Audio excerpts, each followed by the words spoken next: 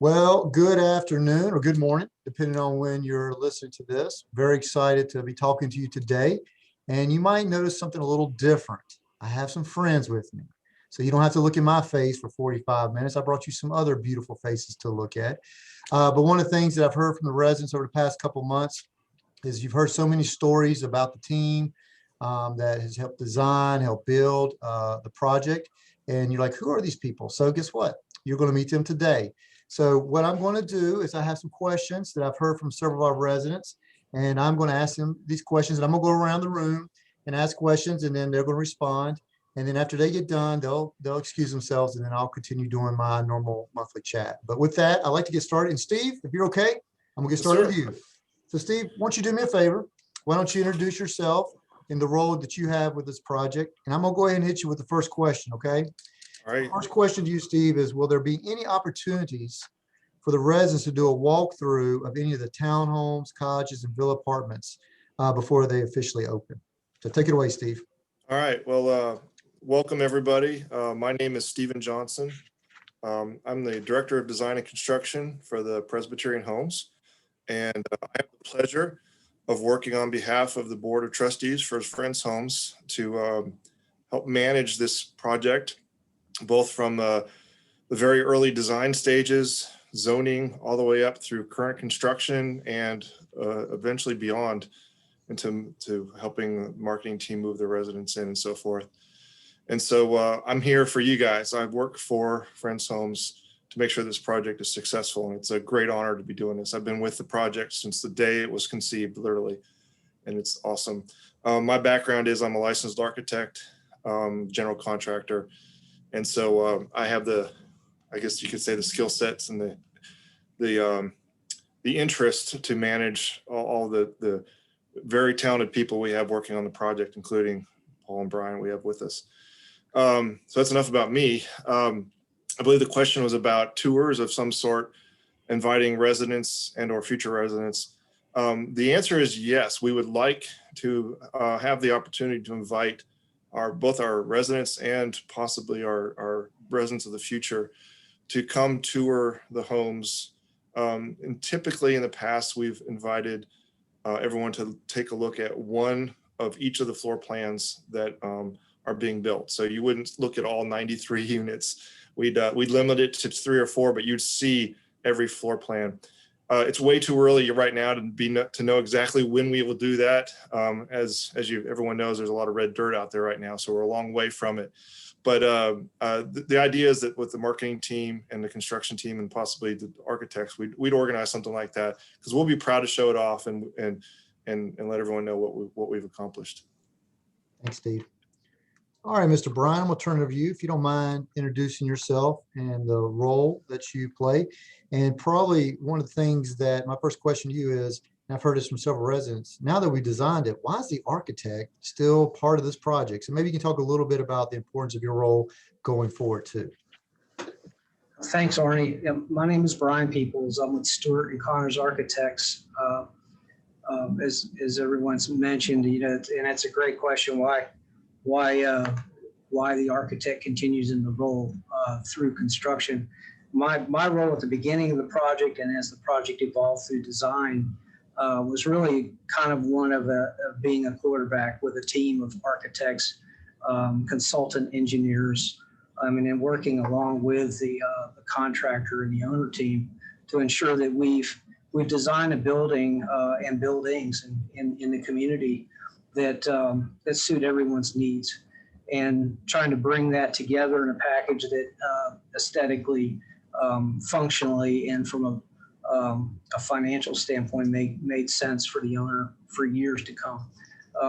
And my role as it kind of evolved into the construction phase really is an evolution, but it's just to continue that maintaining the design intent, the aesthetic, all the aspects of the project and the programming of the project that we've all worked together as a team between the owner, the contractor, the consultants, is maintained all the way to the end.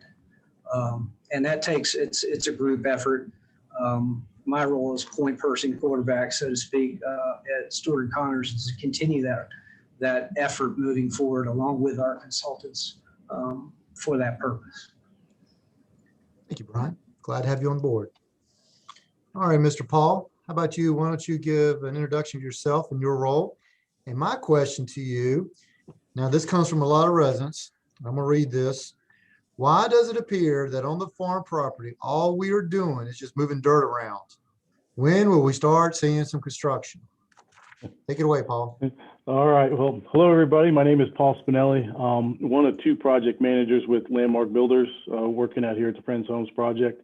My primary focus is looking at the Guilford duplexes and also the farm project. We have another project manager, Blake, who is looking after the Wellness Bistro. I'm a little bit involved with the Wellness and Bistro, but primarily that's Blake looking after it. So onto your question about moving just the dirt and not doing too much else. So believe you me, I would much rather be doing more than just pushing dirt around. But unfortunately, the process is we have a lot of dirt over at that site that is excess dirt that needs to be moved off site. And if you think about utilities that all go underground, sanitary, stormwater, and water lines, if I'm putting that pipe in before I move the dirt, I may be digging 10 to 20 feet down to put that pipe in the ground. If I move that dirt first and then put the pipe in the ground, I'm probably only digging 4 to 5 feet to put the pipe in the ground. So it's just an efficiency that we're having to go through. So we have done a lot of the cut operation and moved that to the fill sides of the site. I have encountered a little bit of rock, which we're aware about, and I think we're going to talk a little bit more about further.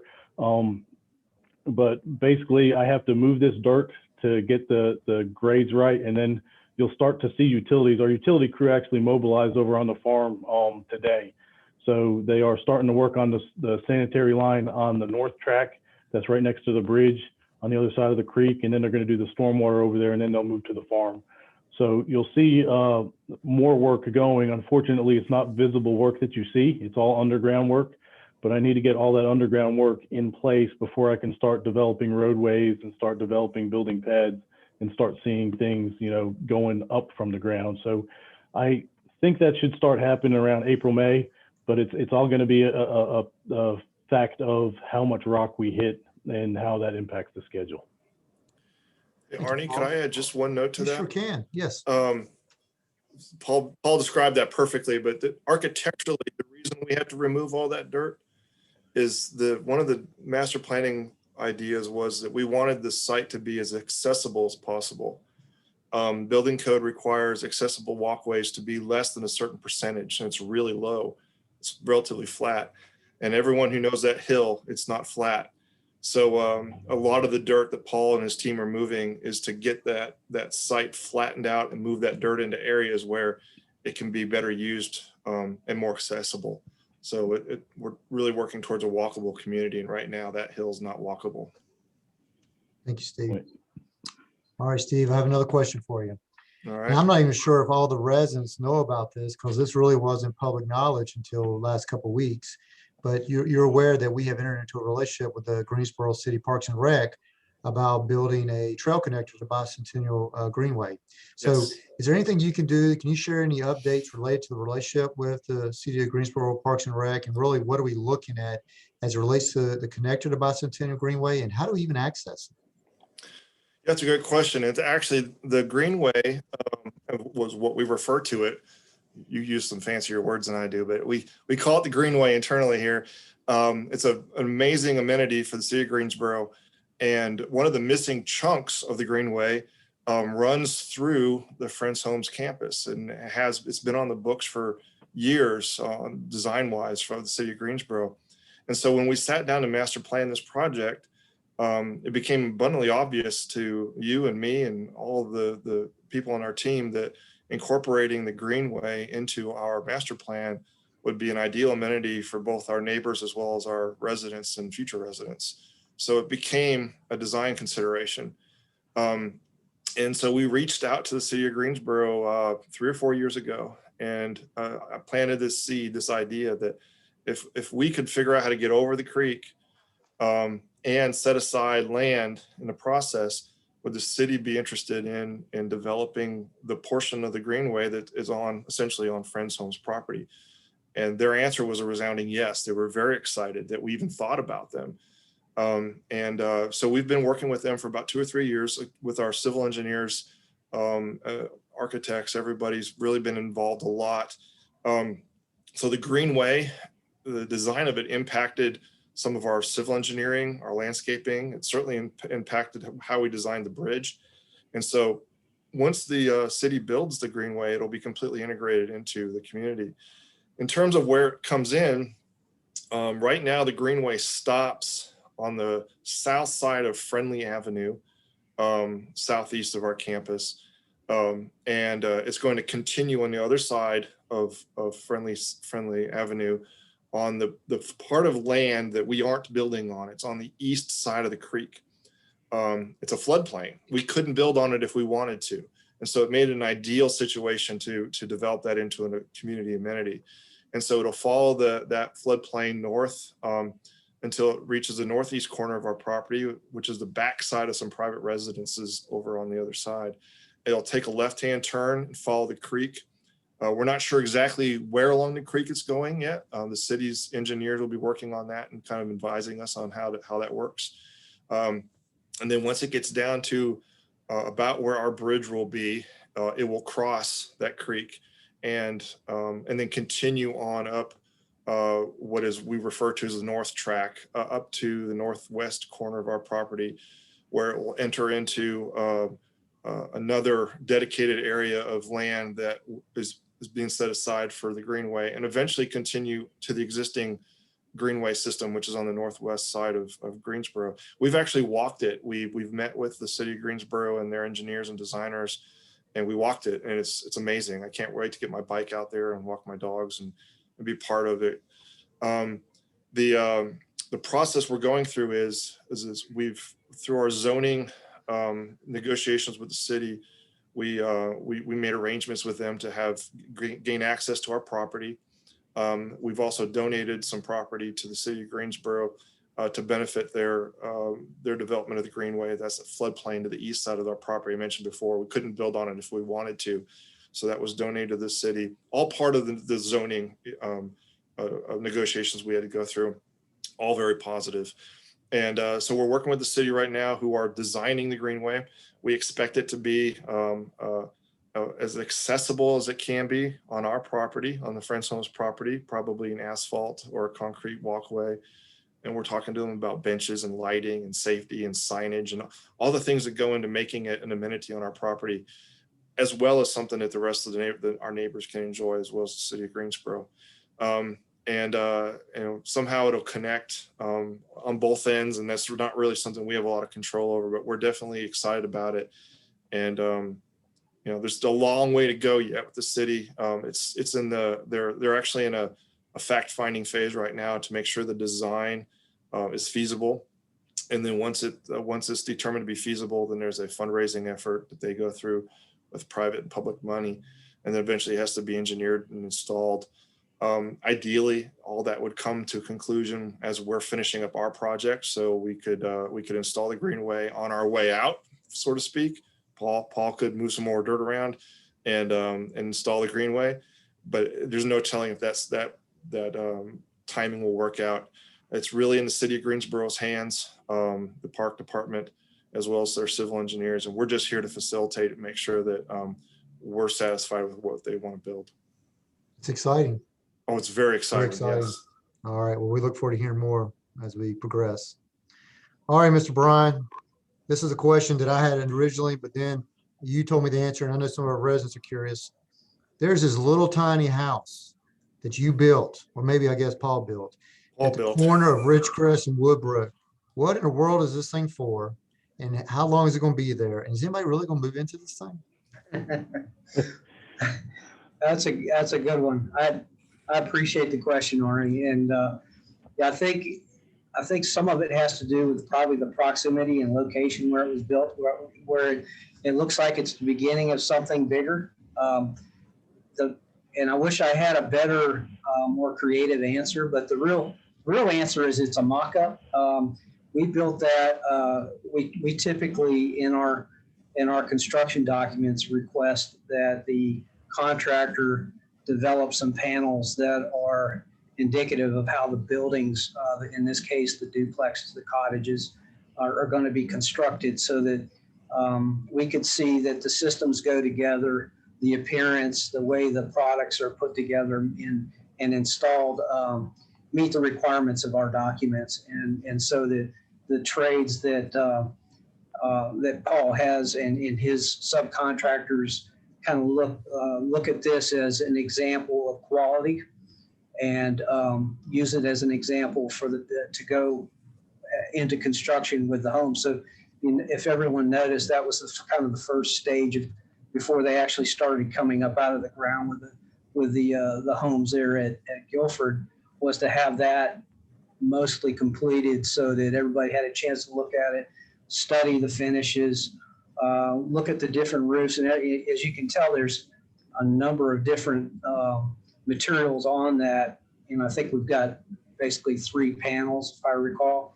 And it looks like kind of a hodgepodge of different materials. And what you're seeing is a sort of a mix of all the materials that you'll see used on the homes on that side of the campus. We'll have one similar constructed for the farm over on West Campus for the same purposes, again, so that everyone can get a look. The owner can make sure that the color selections that we have, the material selections that we have, because everybody to this point just kind of sees those colors on boards. They see brick samples and stone samples on boards. When you put it on a real building, it kind of takes on a different life, and making sure that everybody's okay with how those all pull together and are going to look on the buildings in their final product. So Brian, will it be there till the completion of the Guilford project, or will it be, did you answer? If you answered, I don't remember. No, I didn't answer that, Arnie, and I apologize for that. I think the intent, if some of these, and it would probably fall back on Paul when that comes back down.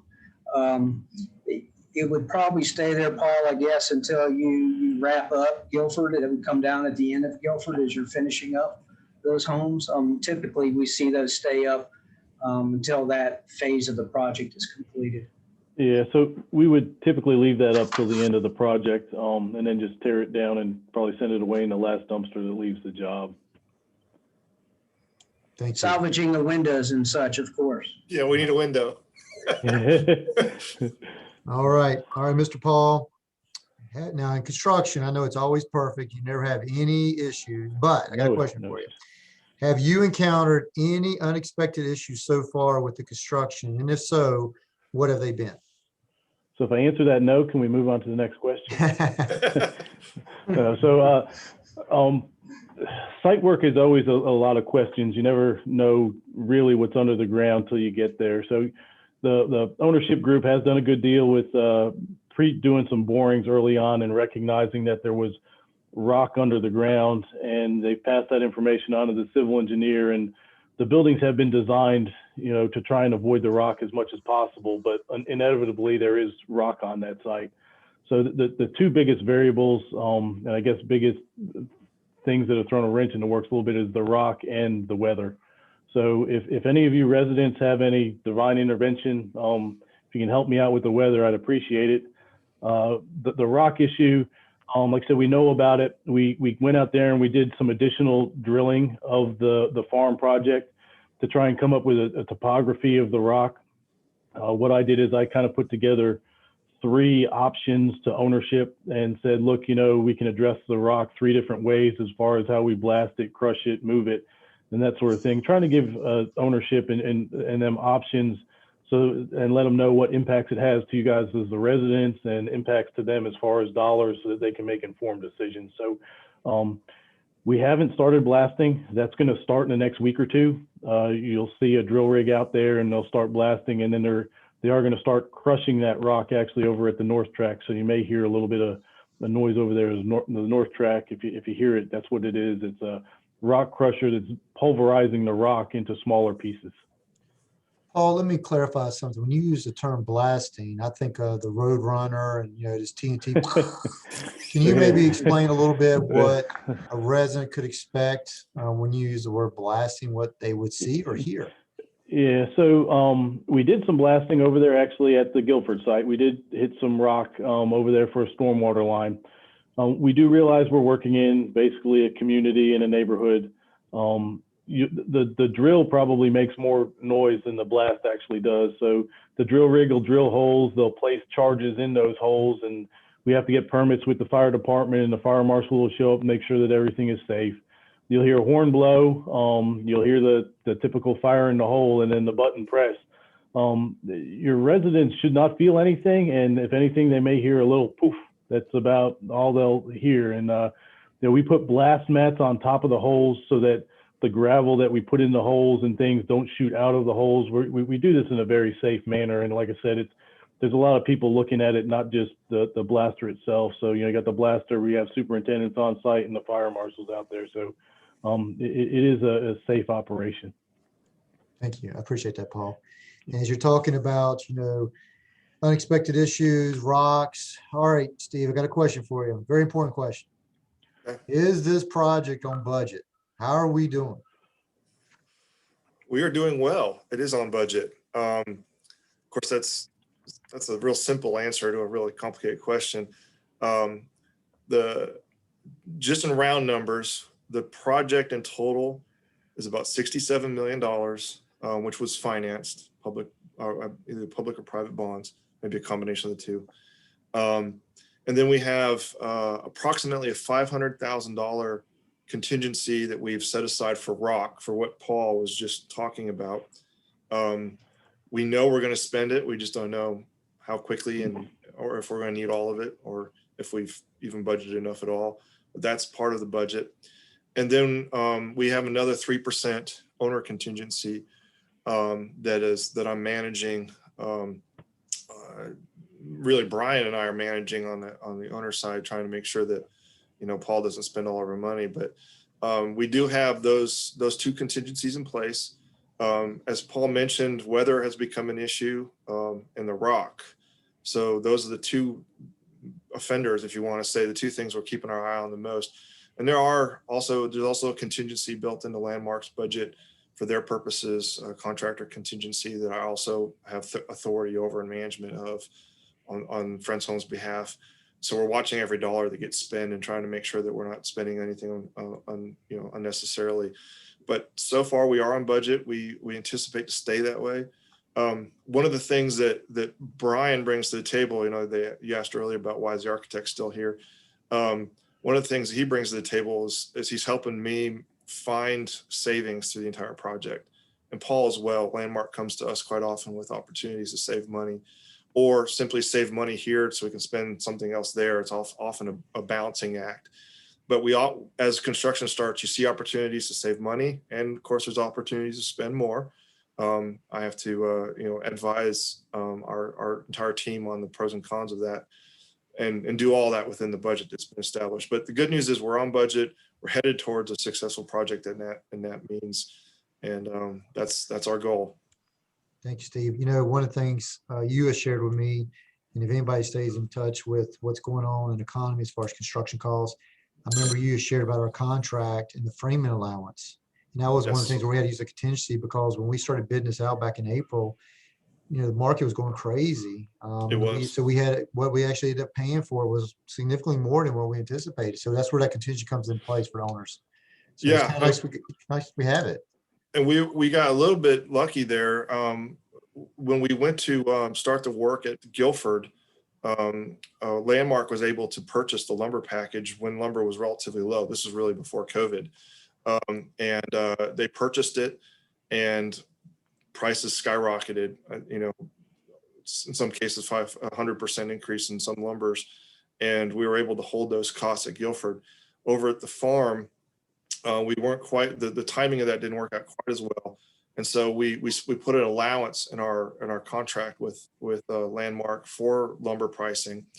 And the day we started site work, lumber was way high, much higher than we had anticipated our allowance to be. And by the time Paul came to us and said, okay, we must order our lumber, that pricing had come back down a little bit. So we hedged our bets a little bit on the lumber markets, the lumber futures, but it didn't come down all the way as you to. So we did have to use a little bit of our contingency to purchase that lumber. But we took advantage of we made lemonade out of lemons is the best thing I could say in terms of taking advantage of some timing options we had. But all the budgets are scrutinized every day in an opportunity to reduce those costs. We appreciate it. Thank you. All right, Mr. Bryan.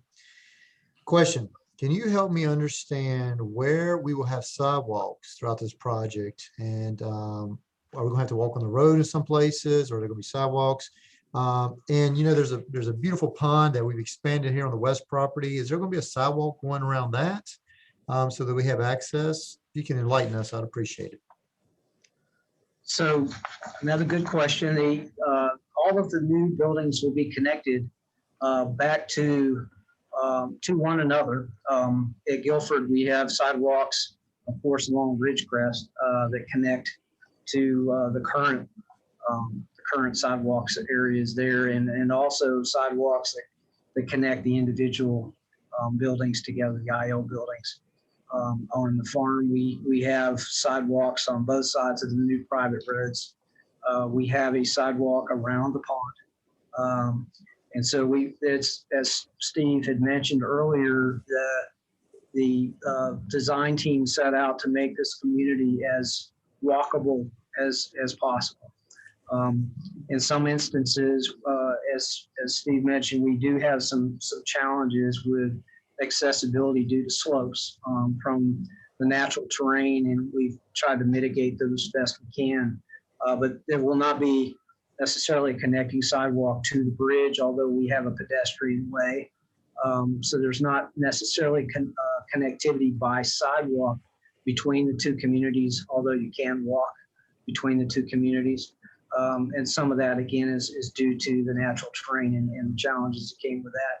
But to answer your question, hopefully, Arnie, is that we do have sidewalks that connect all of the new structures, all the new buildings, and connectivity of the new buildings back to the existing buildings and existing campus. It's gonna be nice. It's gonna be really nice. I do remember, like as you said, when we first started this project, that was one of the biggest things we heard. This creation of a walkable, accessible community. So thank you. And just to mention too, just to add to that, Arnie, these walkways, albeit are going to be graciously wide and gently sloped and very walkable. They're also lighted.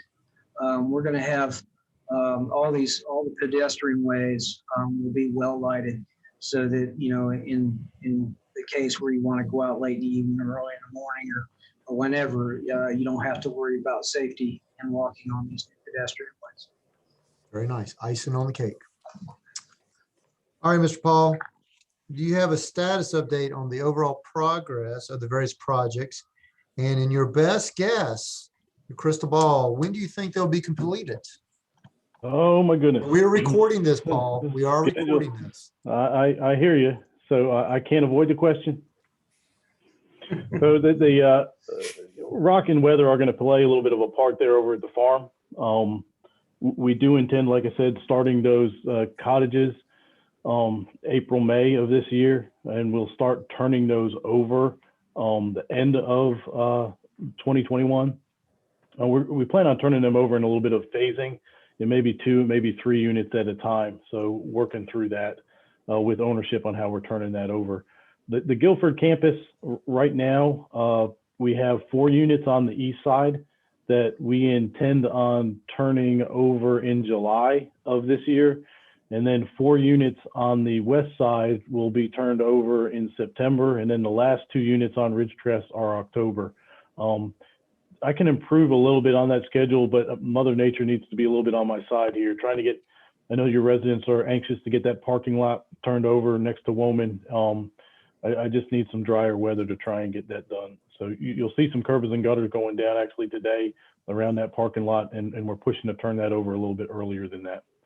For the Wellness and Bistro, that one there right now, they're working on underground plumbing and underground electrical. You'll start seeing the pool, the new pool going in about a week, and that job should finish up early December is what I'm being told.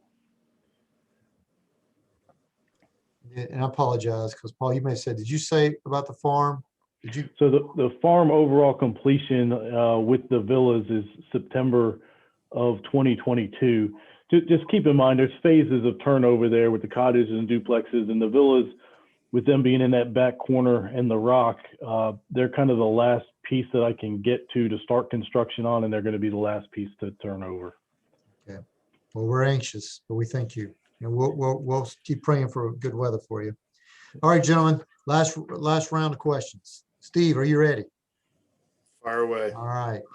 Hey, this has come up by several residents. During the design of this project, was any consideration given to the concept of sustainability? Yes, a lot, actually. I think it's kind of included in the Friends Homes mission statement, sustainability. And so it was on the forefront of our minds. That's the short answer.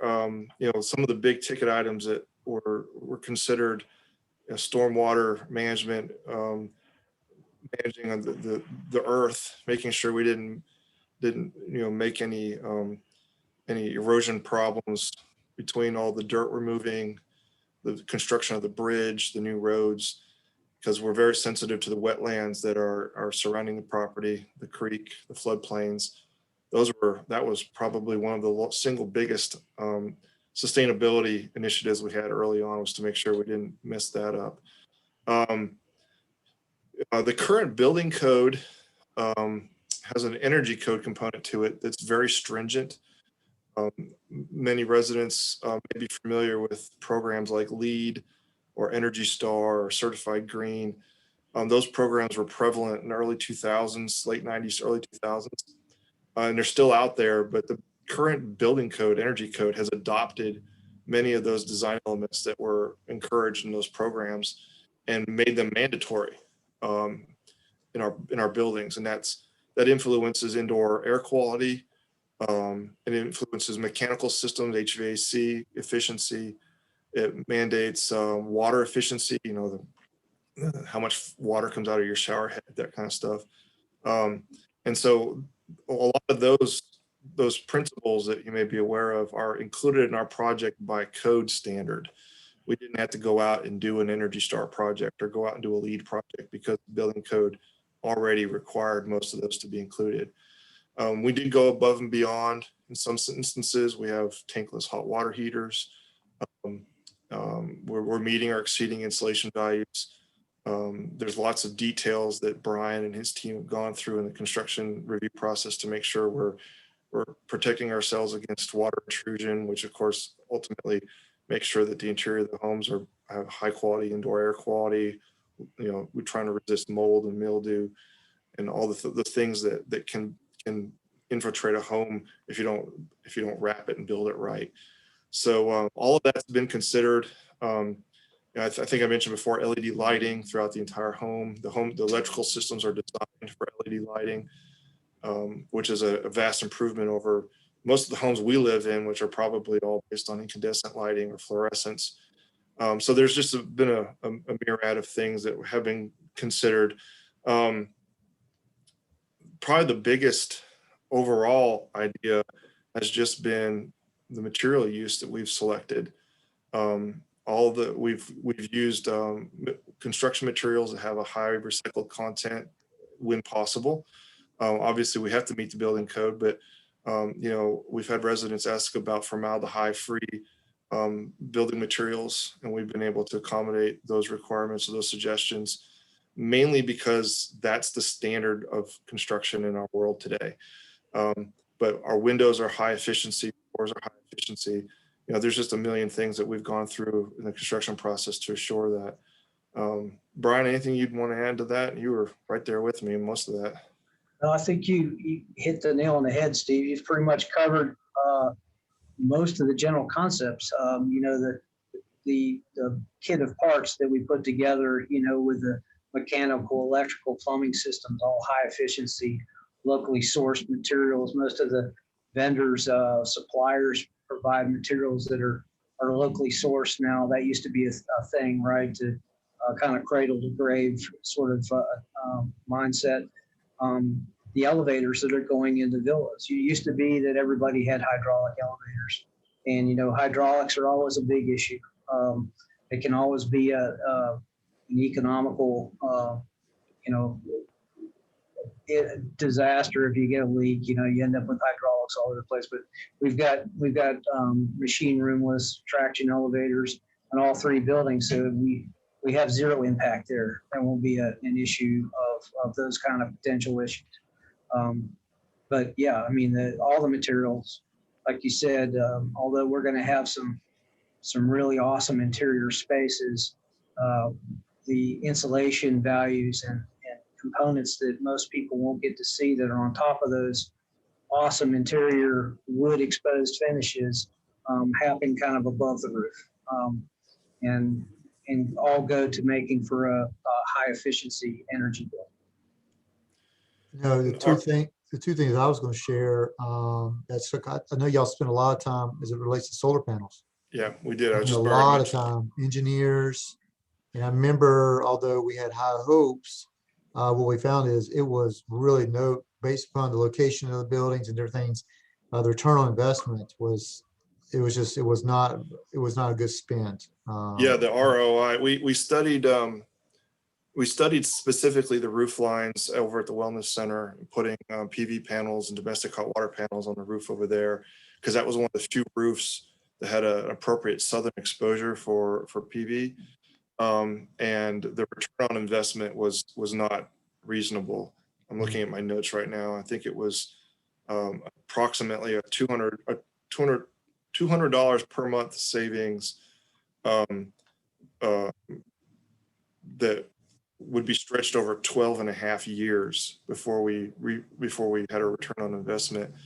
And of course, solar panels have a lifespan of their own, and they would have to be replaced halfway through that lifespan.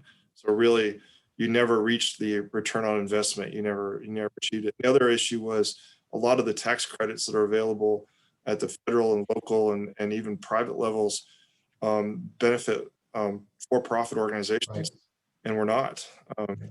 So even if there was a tax advantage out there for us, we can't take advantage of it. So we also looked at putting them on the homes, but the problem with the homes was that very few of them, again, had the proper solar exposure. There's only a handful of homes that face due south. And so, 2 or 3 panels on 2 or 3 homes wasn't enough. The return on investment was just not there. So we concentrate on other areas, and we've been successful in those. The other thing, and I'll get to another question for Brian, is I was impressed that y'all were able to put in provisions for electric car charging stations. And if I remember correctly, Brian, you have that both at the West and Guilford campus. Yes. Right. So yeah, we've got those.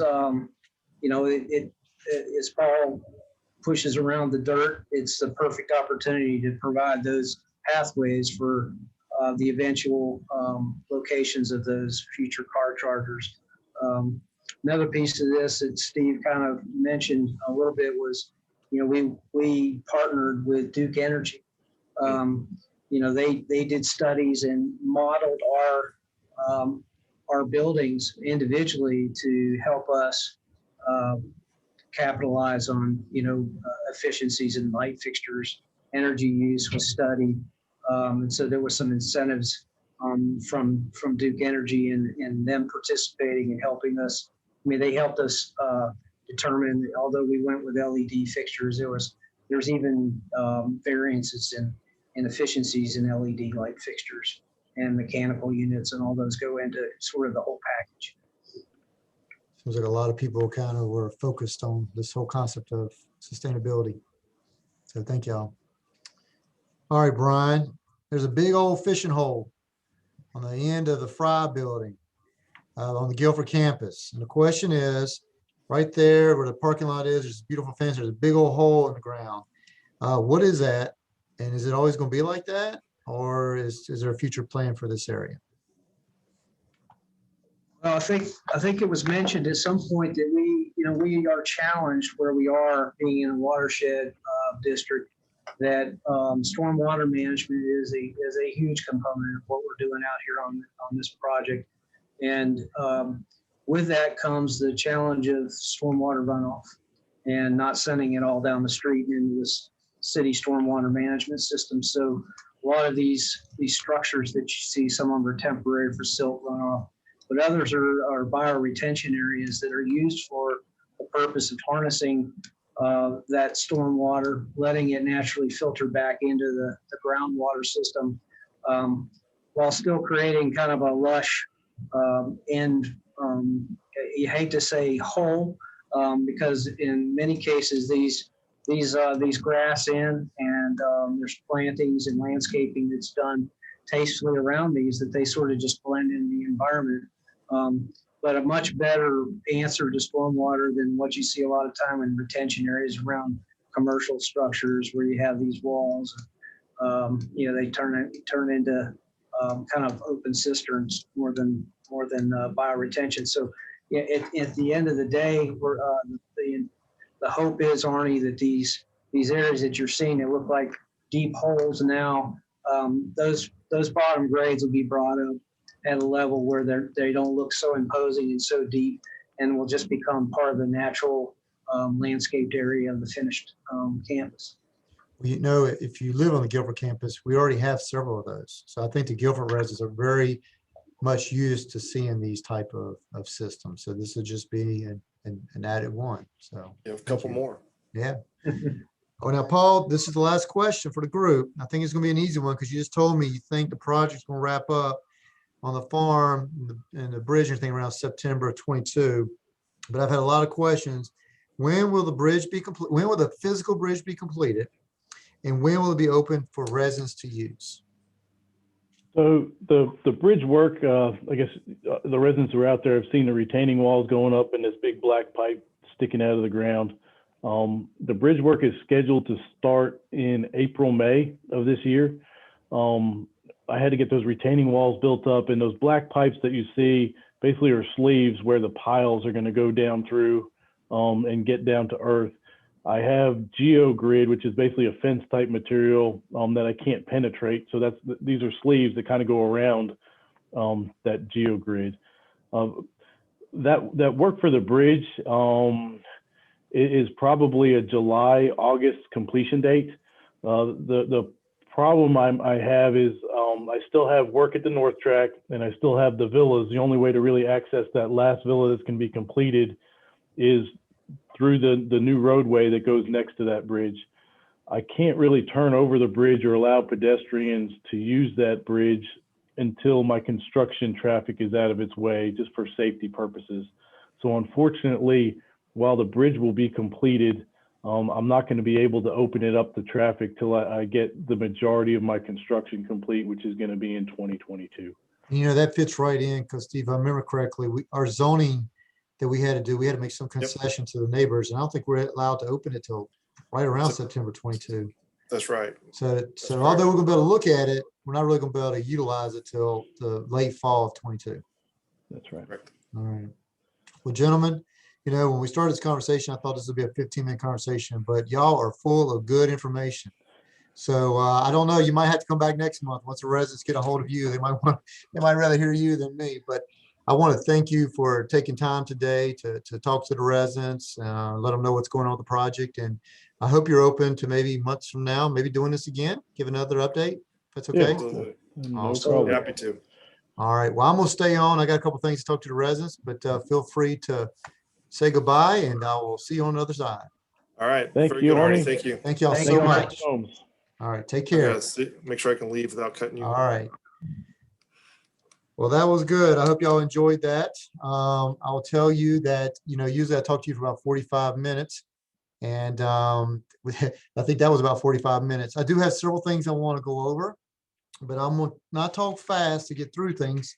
But I'm sure you don't want to hear another hour and a half of me talking. So just want to say a big shout out for the COVID clinics, the vaccine clinics that we wrapped up yesterday. We'll have another one on March 1st, and that's mainly to get really some employees, but they went very, very well. We've got almost 97% participation with our residents and almost 50% with our staff, which is better than what we thought we were going to do. And we've got another month to continue to try to get more staff to encourage to take the vaccine. So very excited about that. Hopefully everybody's doing well and recovering. Strategic plan. I mentioned this to you last time. The Board of Trustees is engaging this year to update the strategic plan for 5 years. And I need your help. If there's anything in particular, big picture, that you think Friends Homes needs to be working on, considering anything, please let me know. Call me, email me, write me. I'd love to bring it to the planning sessions. You do have a total of 4 residents that serve on the Board of Trustees. They'll be part of this process, but I want to make sure everybody has a seat at the table. One of the first things we're going to do is to talk about our mission and our vision and our core values.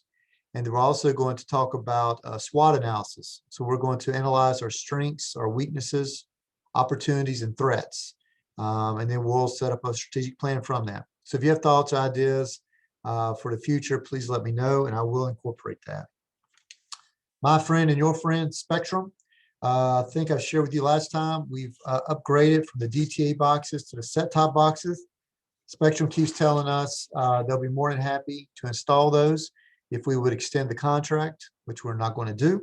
Therefore, it's up to us to install the set-top boxes, and our maintenance team is doing that systematically. Probably got another 2 or 3 months as we roll it out. But for those of you that have DTAs, once you get the set-top box, there should be no charge for the set-top box. I think it comes with Showtime, and you'll get your like Golf Channel and Turner Classic Movie and those things back. So thank you for your patience, but we're excited about moving forward with that. I've already put this out at West. I'll be putting it out at Guilford this week. We've rolled out a new contract for our residents, our new residents. I've talked about this in the past, and it's a change from our existing way we've done our contracts. Everybody that's listening to me today has a contract that provides, it's a meal, that provides a meal equivalent of a meal per day. The new contract is not really set up around meals. It's set up to take advantage of all the various amenities of Friends Homes: housekeeping, maintenance, guest room, dining, transportation. And so it has a dollar allotment on a monthly basis that you can use to pay toward any of those Friends Home services. So it doesn't just have to be about meals. So what I like to do is I prepare for about 100 new residents moving in over the next year. I like to do a test to see if there's any current residents, both at West and Guilford. I'm looking at about 5 at each campus that would want to consider changing their existing contract of a meal plan to this monthly spending credit plan. The people that's going to mainly benefit from this are those that don't eat all their meals right now. So the way I figure, if you eat less than 23 meals a month in one of our dining rooms, you definitely want to come and listen about this opportunity. So the letter that went out at West, and the one going out at Guilford, says, call me or email me. Tell me if you'd like to be part of this informational session.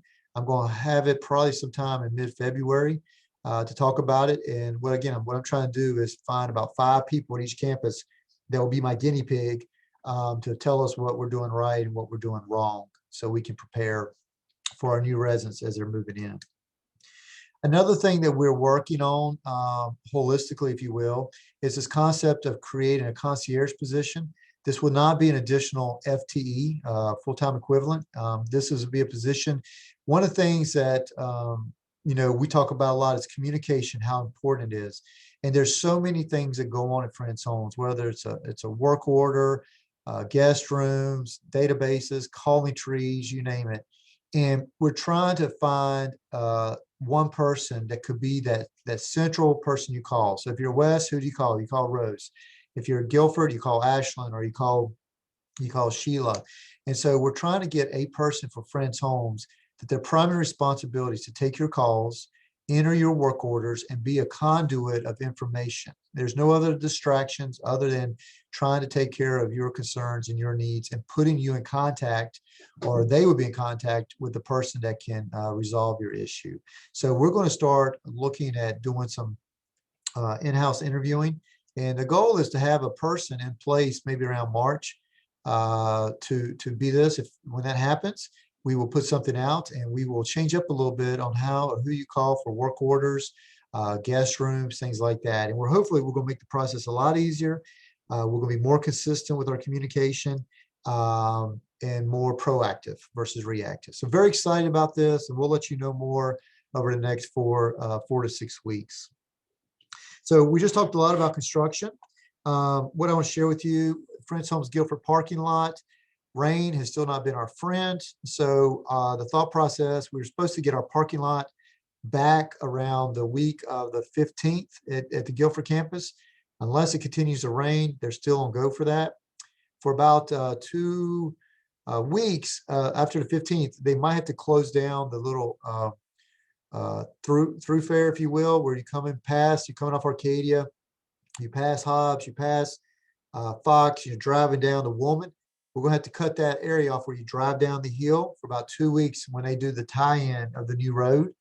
And then after that, we're done for a while. But Guilford residents have been very, very patient with all the construction and the lack of parking. So we're almost there.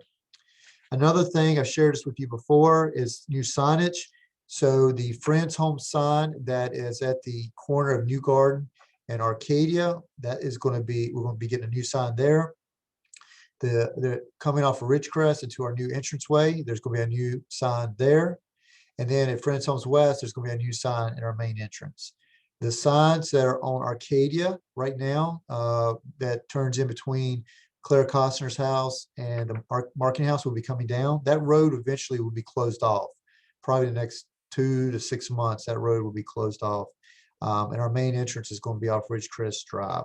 But I want to make you aware those new entrance signs could be installed within the next 3 to 4 months. I want to share, Steve had talked about our relationship with the Parks and Rec, and I've got a visual for you. And so hopefully you can see this. And what I like to point out is this right here is the West Campus. This right here is the Guilford campus. This right here is Friendly. This is where the new farm, is. This is the land that we deeded right here to the city of Greensboro. I know you're on seeing this on TV, so it might not be that clear, but where you see this yellow stripe, this is Friends Homes property that we have deeded to the city of Greensboro. This is what they call as the North Track. This area right here is land that's owned by the city of Greensboro. And so this part right here is about a half a mile. And this part right here is about another half a mile. So our goal is to connect all the way to the Bicentennial Greenway, which is right here. So as Steve pointed out, we're very excited about this. We think that there's a chance that some type of trailway will be established, hopefully by fall of 2022. So very excited about that. Last thing I'm going to share with you is just to kind of get us all prepped. We are still working on trying to look at some type of modified reopening of our dining room, hopefully in April. When you come back to the dining room, you'll see some changes. Obviously, we'll still be under some modification as far as occupancy, but we are moving away from a buffet concept. We will be going to table service, and we're going to be setting up an a la carte pricing model. So with this model, it's going to be a little different. Buffet, you pay a set price, $10 for lunch, $10 for dinner. And as I explained earlier, everybody's on a meal plan, if you will. Well, now what we'll do in April is we're going to convert your meals so they have a value up to, and that value up to is $10. So now when you come in, you'll be able to buy what you want and get to take home whatever you don't eat. And I know that's been a big thing that people wanted to take stuff home. Well, by you having this value of $10, whatever you buy, even if it's the meal of the day, the special of the day, or you just want to come in and just get 2 pieces of meatloaf, we're going to price it such so that you can buy what you want. And once you buy it, it's yours. So take it home. So we're very excited about this. We hope that you'll find value in this. But Carly is working diligently with the dining committee. She's working with some residents that's helping us figure the plan out to make sure that we roll this out smoothly. But more to come on that. But we are looking at rolling it out probably April 1st. So this has been a long meeting, about 1 hour. I hope that you enjoyed the time with Steve and Paul and Brian. They're very good guys, very intelligent. They've been really instrumental in the overall success so far of the plan. I thank you for all that you do. God bless you. It's February. Winter is almost going to be over soon. I don't know if the groundhog saw a shadow or not, but we have we have our vaccine. So with that, I will sign off and thank you for all that you do. And we are on the other side. Take care.